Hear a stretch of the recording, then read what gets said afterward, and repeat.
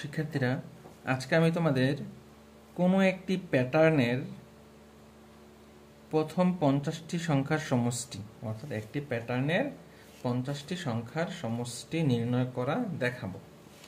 আমাদের যে প্যাটার্নটা দেওয়া ছিল সেটা আমরা লিখে নিলাম 6, 11, 16, 21।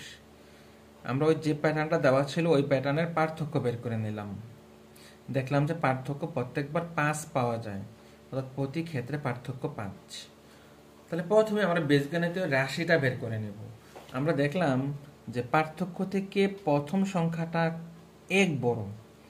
পার্থক্যের সাথে যদি আমরা বীজগণিতীয় রাশি নির্ণয় করতেছি বা বের করতেছি এখানে, তাহলে অবশ্যই পার্থক্যের সাথে একটা অজানা চলক থাকবে, যেটা ক। যদি পার্থক্য থেকে প্রথমটা বড় হয় তাহলে আমরা যোগ করি, যত বড় হয় তত যোগ করি। আর যদি পার্থক্য থেকে প্রথম সংখ্যাটা ছোট হয় তাহলে আমরা বিয়োগ করি, যত ছোট হবে তত বিয়োগ করে দেব। তাইলেই আমার বীজগণিতীয় রাশিটা বের হয়ে যাবে। এখন এই রাশির মধ্যে আমরা যদি ক এর মান 1 বসাই তাহলে প্রথম সংখ্যাটা পাওয়া যাবে। যদি 2 বসাই 5 দোকানে 10 একে 11, এরকম করে 3 বসাইলে তৃতীয়টা পাওয়া যাবে। এখন আমাকে বলা হয়েছে 50টি সংখ্যার সমষ্টি। আমরা যদি ক সমান সমান 50 বসাই, অর্থাৎ রাশিটার মধ্যে কয়ের জায়গায় 50 বসাই দিই, তাহলে 50তম সংখ্যাটা পাওয়া যাবে। তাহলে 5 × 50 প্লাস 1, 5 50 250 প্লাস 1, তাহলে 251।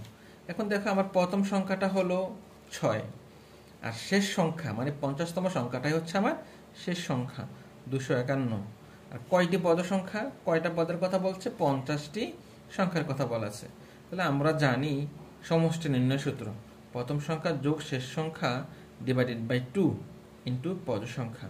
প্রথম সংখ্যা 6, শেষ সংখ্যা 251, আর পদ সংখ্যা হচ্ছে 50। 2 দিয়ে 50কে ভাগ করো, তাহলে 25 দোকানে 50। তাহলে 251 আর 6 হইল 257 ইন্টু 25। 257কে 25 দিয়ে গুণ করলে পাওয়া যায় 6425। এটা হলো আমার সমষ্টি, এটাই আমার অ্যান্সার। তোমরা যারা আমার এই ক্লাসগুলো ইউটিউব চ্যানেলে দেখতেছো, সবাই আমার ইউটিউব চ্যানেলটাকে সাবস্ক্রাইব করে পাশে থাকো এবং লাইক কমেন্ট শেয়ারের মাধ্যমে অন্যদের দেখার সুযোগ করে দাও। আর যারা ফেসবুকে দেখতেছো, সবাই আমার ফেসবুক পেজটিকে ফলো দিয়ে সাথেই থাকো এবং অন্যদেরকে দেখার সুযোগ করে দাও।